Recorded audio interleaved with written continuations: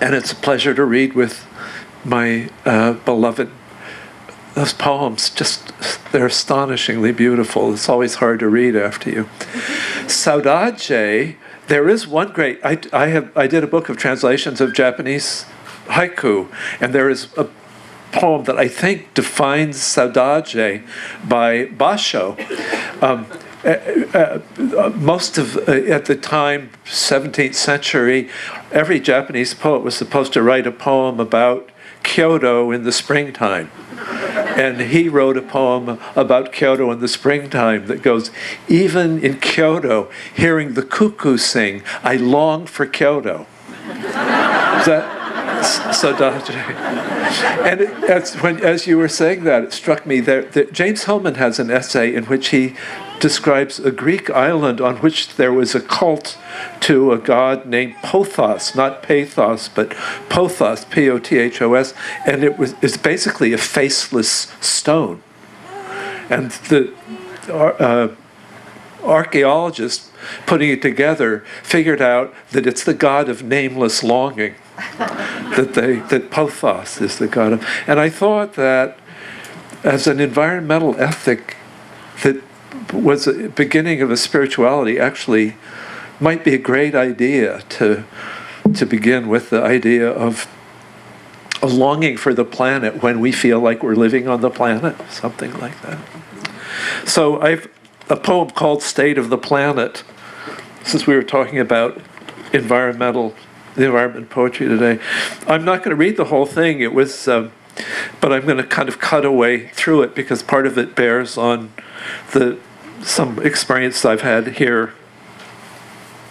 October on the planet at the century's end, rain lashing a windshield through blurred glass, gusts of a Pacific storm rocking a huge shank-needled Himalayan cedar.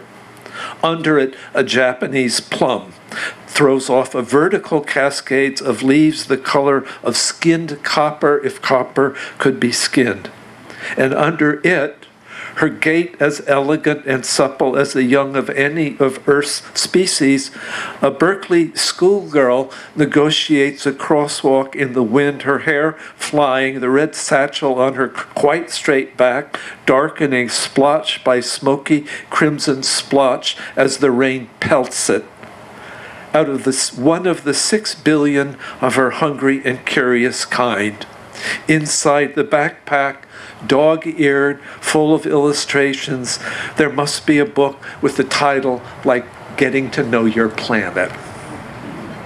The book will tell her that the Earth this month has yawed a little distance from the sun, and the air, cooling, has begun to move as sensitive to temperature as skin is to a lover's touch.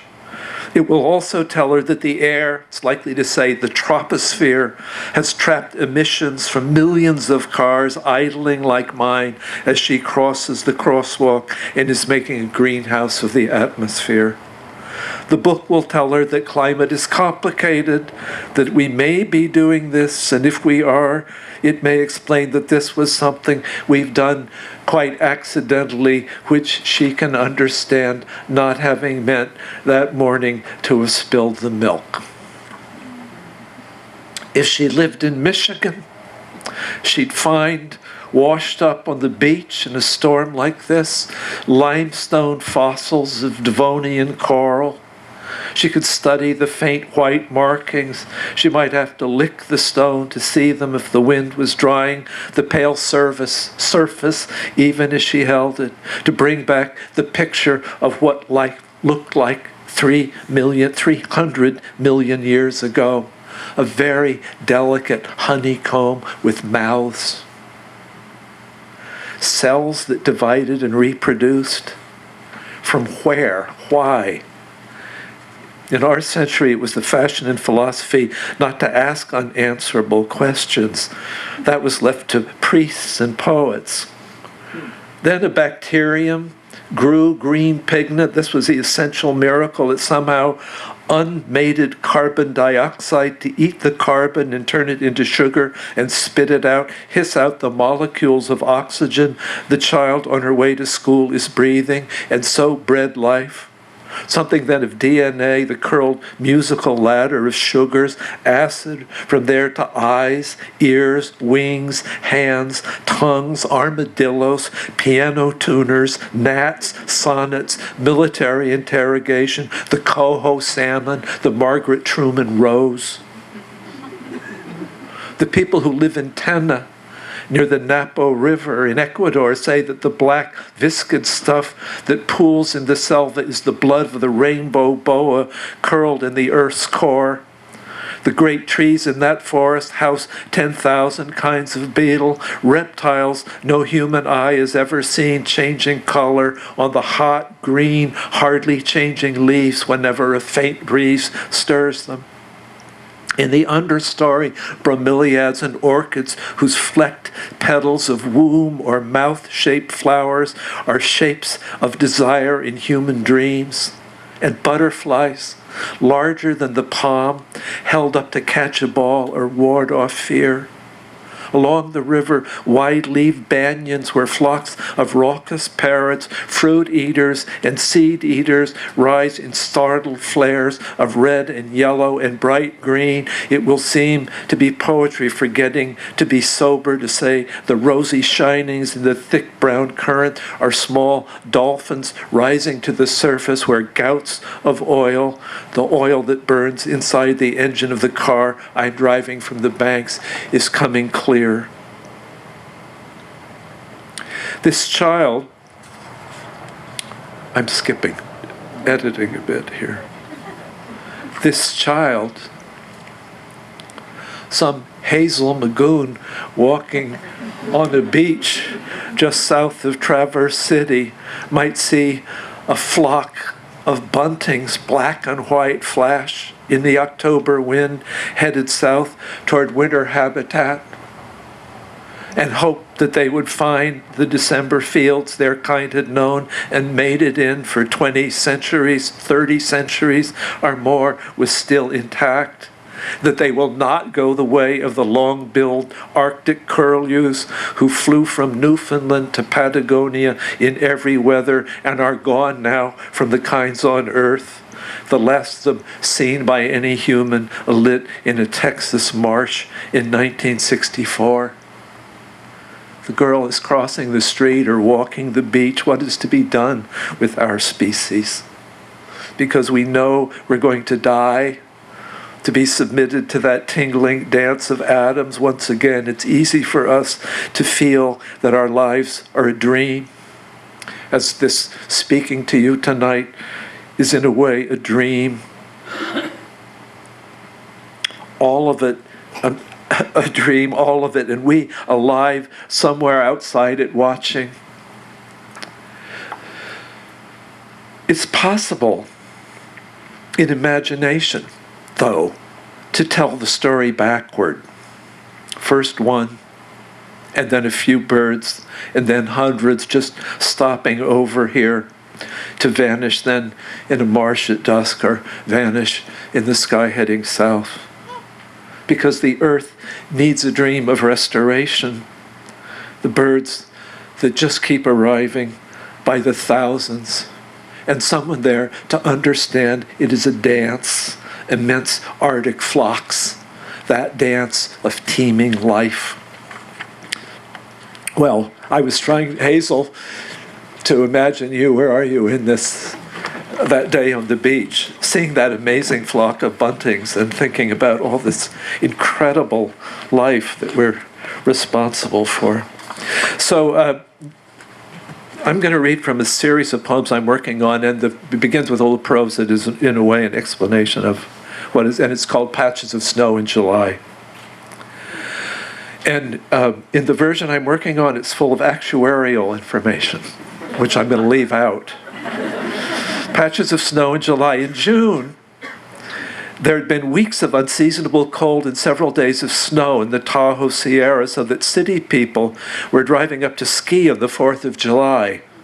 10 days later, the tips of the pine seemed to be on fire with the neon green of new growth, and along the Truckee River, wildflowers had the raw look of early spring, as if they were astonished at themselves for having forced the dead earth and were only just getting accustomed to sunlight.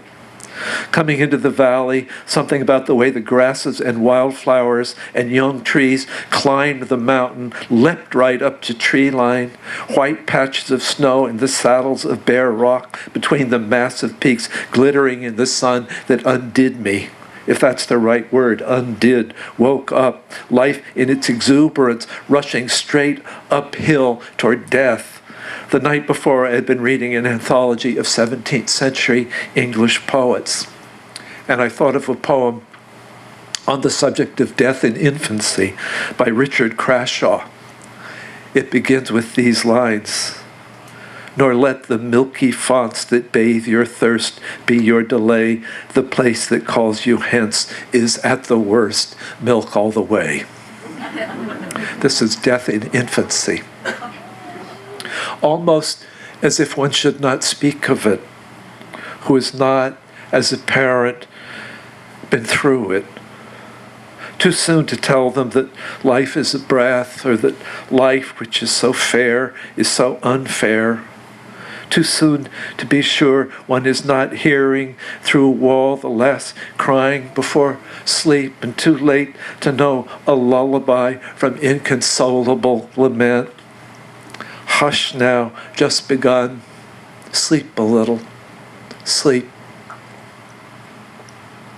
So you have to imagine a paragraph of one of the astonishing things when I started reading about the actuarial stuff is that in the world at large, in the United States and in Europe, but also in the world at large, the percentage of infant death caused by neglect or inattention is 0.05.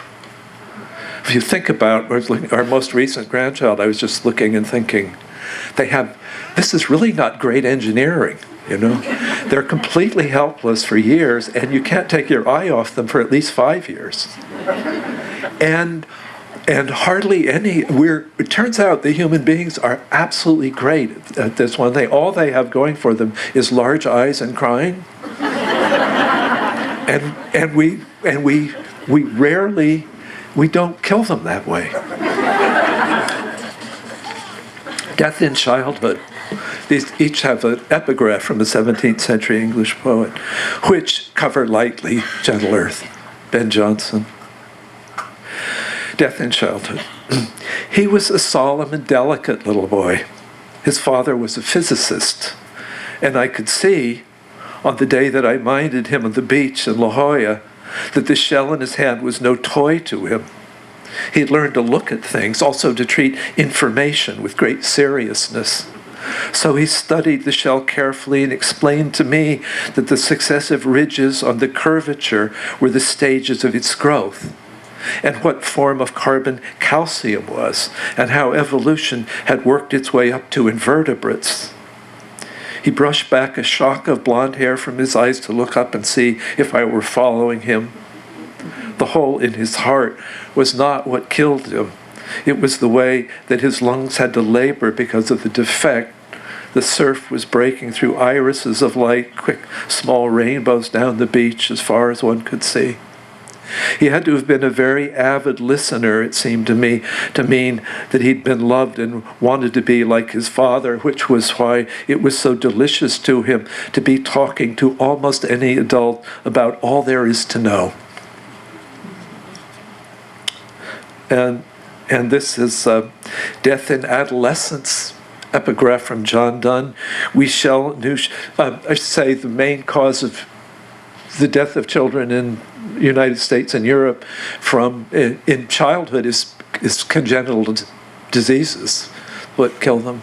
Except in the rest of the world, they die of completely curable diseases, dysentery and things like that.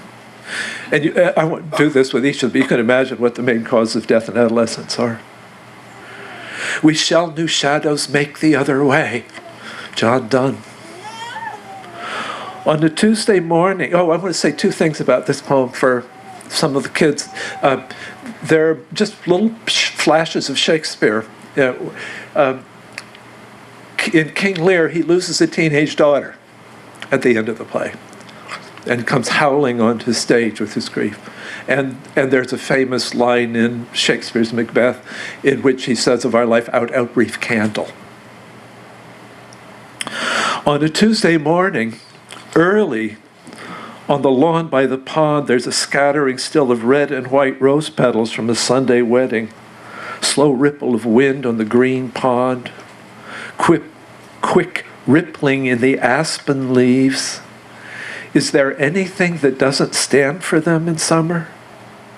Insects skimming the surface tension of the water. The small circles their legs make on that glass. The pert, dusky, insect-eating bird perched on a chunk of gray granite, the kind they call glacial errata, that the reflection on the pond reads back to the sun as a shade of warm, pale brown, almost an umber. The young men in my lecture course always took the same seat, halfway up, until one morning when he didn't. It was almost the end of the term. His parents wrote to ask to see his final essay. I looked in my tall stack of unread student papers and I found it on the voices speaking from the dead in Emily Dickinson. Is there anything they aren't figured by? The thick swarming of insects, the pond's edge that's made the perching bird so pert. Someone who lived into her 30s and studied entomology told me that they swarm that way, the males, because it's more efficient, easier to be noticed en masse if you're a female looking for a mate. And in this one way, at least, the swarming of insects is like high school. The girl who dies of being fat, of not having breasts, of too thick calves or acne. The boy who dies of stuttering, of the distance between his imagination of himself and how he imagines he's seen. These are the children with their backpacks in the morning and a sullen look, as if their parents had sent them out to peddle damaged goods. The boy who dies because his roommate films him having sex with another boy and puts it on the internet so that everyone he knows can gather in his mind and giggle as they watch him come and cry out loud, oh, oh, oh, in what form not prey to those presences still among us, as salt on the tongue.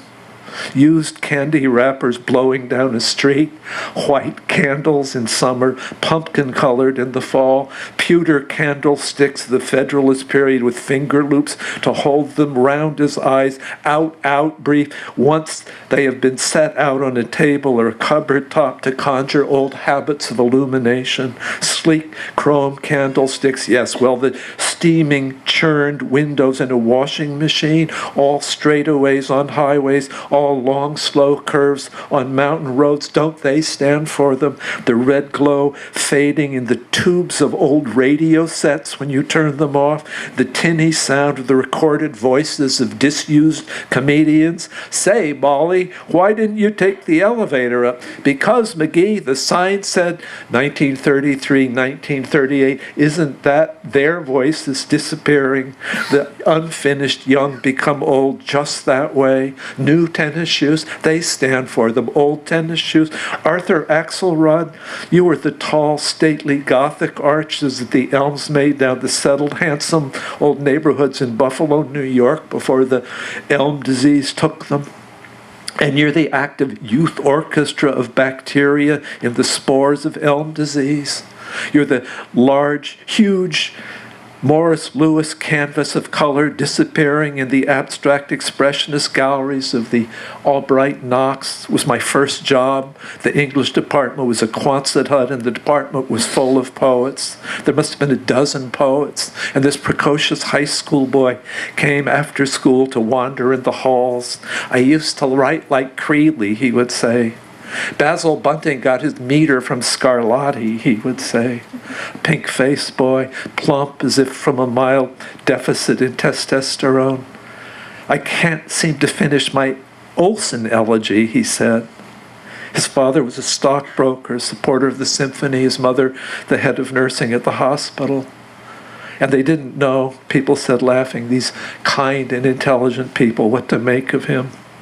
Winter can stand for them, spring, of course, even fall in certain turbulent or reluctant or tender stages of its changing.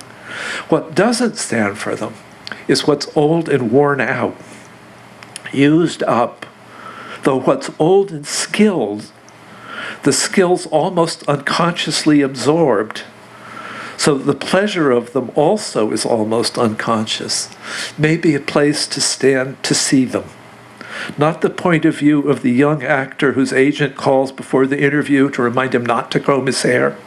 The old actor who goes off in a tweed hat and bow tie with plaid shirt in the morning to do the insurance company commercial before his teeth cleaning appointment, before his lunch with his stepdaughter to try to straighten out their misunderstanding on the phone, before he takes a lozenge for his throat and begins his makeup that will run with sweat some 5 hours later when he hurls himself on stage howling, "Never, never, never, never, never."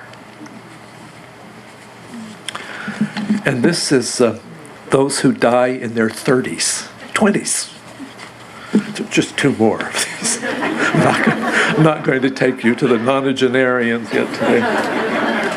Though I thought of ending this with one of my mentors was Stanley Kunitz, and I saw him the day after his 100th birthday, and in his brownstone in New York, and I said to him, "Stanley, you're 100 years old and one day."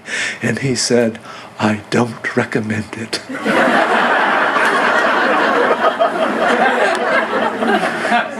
This is those who die in their 20s, and the epigraph is from Thomas Traherne: "Eyes, feet, hands they had like mine." Joe was the first person I knew who cultivated languid boredom as a mark of superior intelligence, like the characters I'd read about in English novels. He was handsome, brilliant, gay, which you knew about him immediately and did not normally know about people immediately in those days. His grandfather owned factories in Cincinnati, it was said, and the New Yorkers I was getting to know teased him for referring to himself in California as an Easterner, as if in this one way, this person whose style was acid frankness had fudged his vita to disown the ordinary Middle West. We told him he was rich. "Trust fund, not rich," he said. "It means I'll be another assistant professor of classics with slightly nicer things than everybody else." The impressive part of which was that while most of us were worried about surviving graduate school at all, or whether it was a fit, and if not, what then, Joe had already assumed a success that seemed to him second-rate, which in those days, oddly enough, like the clothes he wore so easily, gave him a silvery beauty in our eyes that the note he left the day he killed himself confirmed. "It's Tuesday and overcast, it seems a thing to do." In the 20s, a person is a world, and a style of speaking or dressing, a social class or an ethnicity, way of walking or thinking, if it shimmers, is almost erotically attractive, partly because it's the age when wealth or beauty or brains or brute force or swinging one's shoulders with a special grace seems like grace. If you leave the world you grew up in, which, if it happens to most Americans at that age, there's something in this eros of the other that gives the desirer or admirer another pair of eyes, sophisticates the world just when our appetite for glamour in its various forms is sharpest. And so, terrible as it is in a way to say it, the world we lose when we lose the ones who die in their 20s, not speaking of siblings or lovers or parents, doesn't lose the brilliance of its luster. And even death, because it is terrible, does not seem terrible. Because the first adult grief makes us feel adult. His body, when they recovered it, was shipped home. We met to speak of him at parties, and what we said to each other, mutely, in the silence of the first exchange of looks, was something like, "So this is death, the real deal. And now, whatever it is we're in is not just made up anymore." None of us knew him well enough to know what hurt him into the Pacific. It seems to me now that he probably died of being gay in the wrong decade, though I thought then that his death had a certain glamour, even though its glamour was despair, which he would have liked my thinking and probably imagined, and that he shouldn't have. So the last of this series is Plan or Dirge for those who die in their 30s. If life is a day, then 33, there's a green wind on the pond, it's summer on the pond, is near to the unshadowed noon. There's a green wind on the pond, it's summer on the pond. Frank O'Hara, Lester Young, it's summer on the pond, it's a green wind on the pond. Sylvia Plath, Arthur Rimbaud, there's a green wind on the pond, it's summer on the pond. Our dear Peter at 36, summer on the pond, there's a green wind on the pond. His wife was pregnant 7 months, summer on the pond, there's a green wind on the pond. He was running a half marathon, there's a green wind on the pond, it's summer on the pond. We threw white roses in the grave. There's a green wind on the pond. It's summer on the pond. It's summer on the pond. Thank you very much.